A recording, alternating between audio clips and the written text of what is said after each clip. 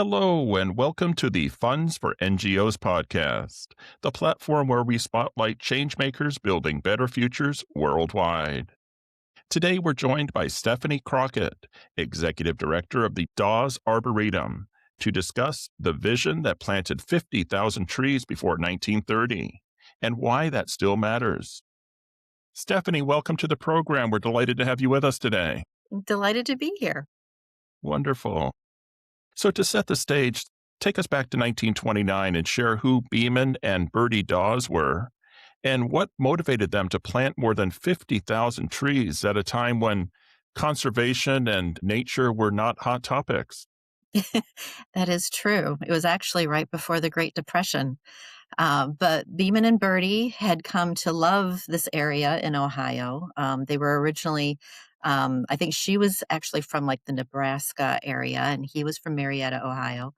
But when they came together, they had several properties that they called home. But Dawes became their kind of country estate. And Beeman made his money in the petroleum industry, of all things, Interesting. with the Pure Oil Company. And we believe through his writings that he wanted to give back to the earth in which he had benefited from. And his father was a lumberman. He had loved trees all his life. And Bertie loved these grounds. She loved the wildflowers that grew naturally in the area. And they just decided to deed this as an arboretum in 1929. They left an initial small endowment for its maintenance. And then through this as a working farm, they worked with a lot of the caretakers of the property at the time, and they did. They planted many trees.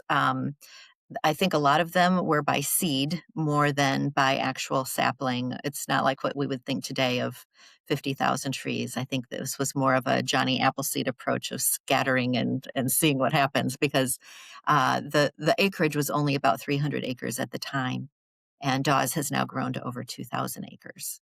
Um, Wow. but yes, Beeman loved trees and he loved all the different varieties. And he would collect and he would bring them back. And we've kept that going ever since. Terrific. How interesting about the fact that he made his money in oil. Yes, Because, of course, today we might consider oil to be the opposite end of the spectrum from good conservation. So, yes. And I think he might have even felt that, people have a way of wanting to give back. And of all the choices he could have made, he wanted to give back to the planet.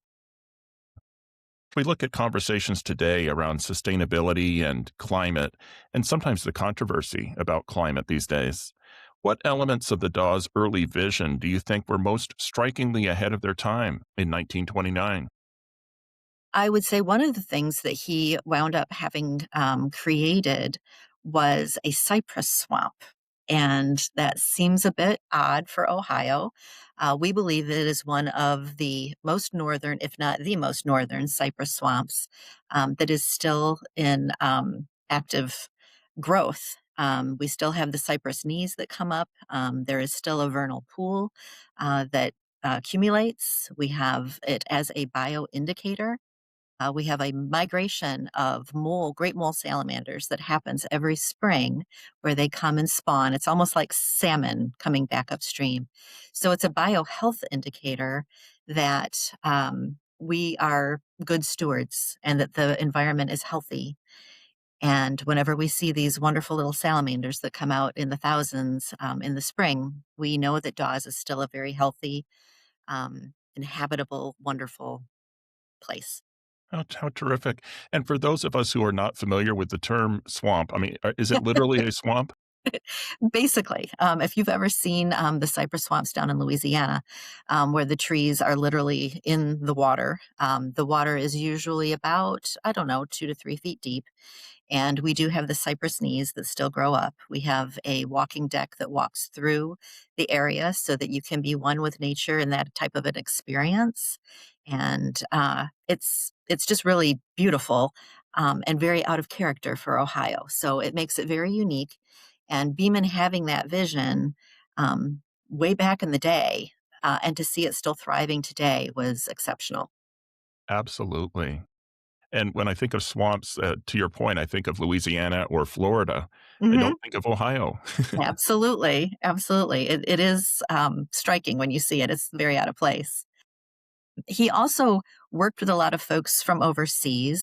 We worked with actually Rutgers University at one point to bring in a whole grove of metasequoia trees. So, again, this is a redwood species that is right here. We have over 130 of those trees. It's a magnificent looking forest, very quiet, very ancient looking. And it really does go back to its roots in China. And Rutgers and Dawes were able to cultivate these trees, and we are two of the most northern, um, or I guess it would be more eastern, um, locations for these metasequoias. And so another claim to fame of being good stewards of the land. And how interesting that it's almost like the canary in the coal mine that you're able to gauge the health of the ecosystem through what you observe in the swamp. Very Yes, valuable. yes, it is. It's very, very meaningful. So many of the trees planted at the Arboretum were sourced from around the world. Why is diversity so important? And what can it teach us about long term sustainability? Well, we find here that the diversity, one, is from a collection standpoint. So we have four accredited collections. One of them is the maples, one is the Buckeyes. Of course, you had to do that in Ohio. Of course. Of course. One is witch hazels, of all things, and then the group that we shared from China with Rutgers is also one of our PCNs, and that's the Meta sequoias, the dawn redwoods. So we have those four collections. So having that type of diversity in a collection is very important. That's how you get accredited. We also find that diversity will help with any type of discovery on invasives or pest control.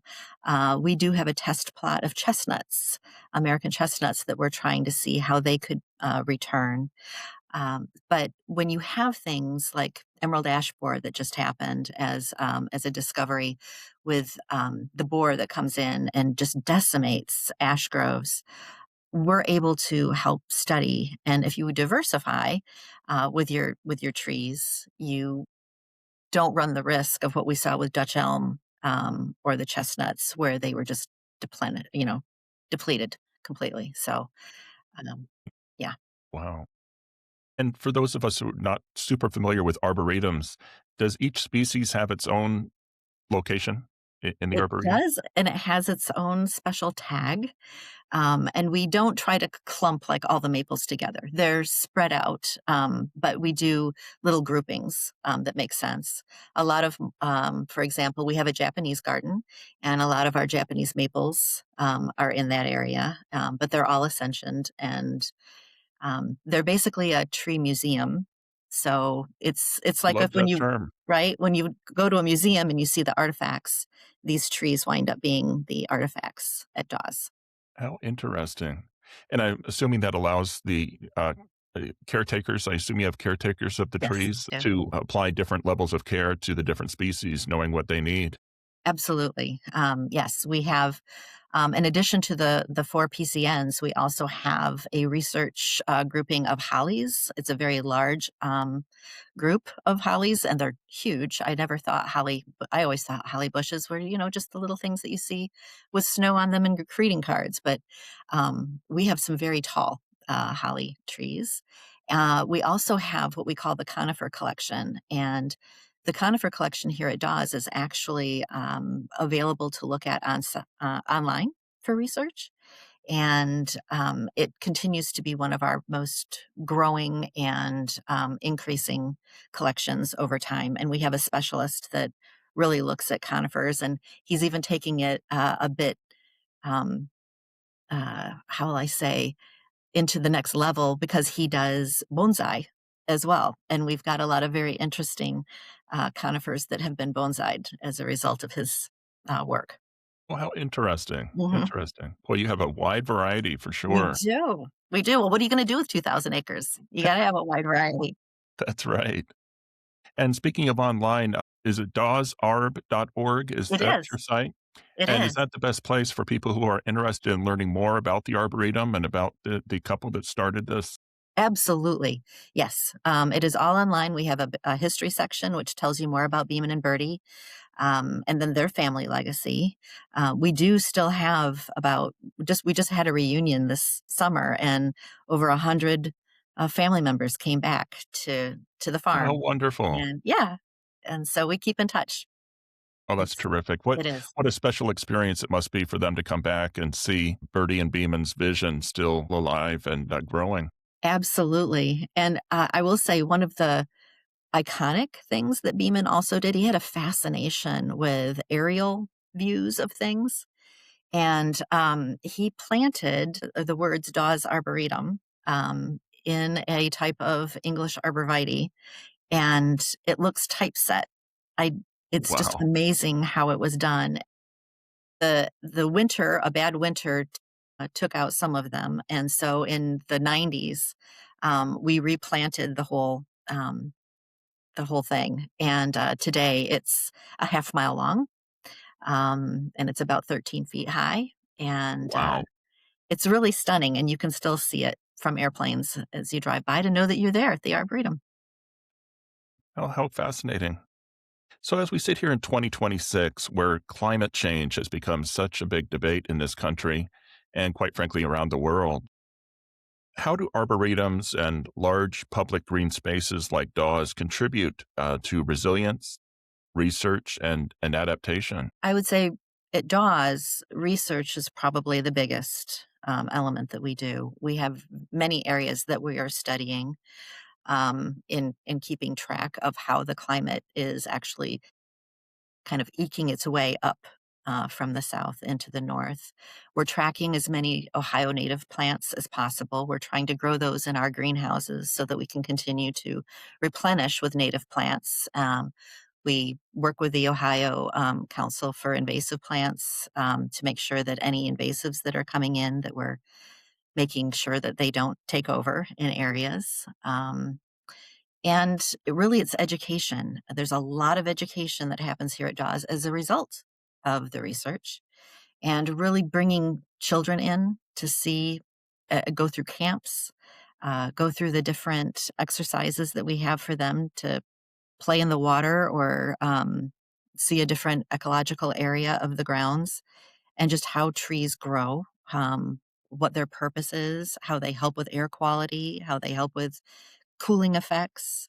It really is a wonderful kind of full circle of growth, right? Because we are planting seeds and we're watching things grow, and it's a wonderful circle of life out here at Dawes. And Wonderful. And what a wonderful legacy. I'm sure Beeman and Bertie would be just thrilled to see what's become of their special gift to the world. I think they would be. And the fact that in their deed of trust that they left, they really wanted us to focus on Ohio native plants.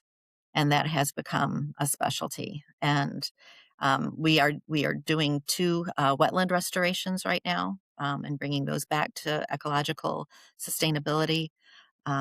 We are working with one of the power companies in the state to understand more about how we can help produce and manage plants that grow under high tension power lines. Oh, There's interesting. just all kinds of things that are happening out here from a scientific standpoint.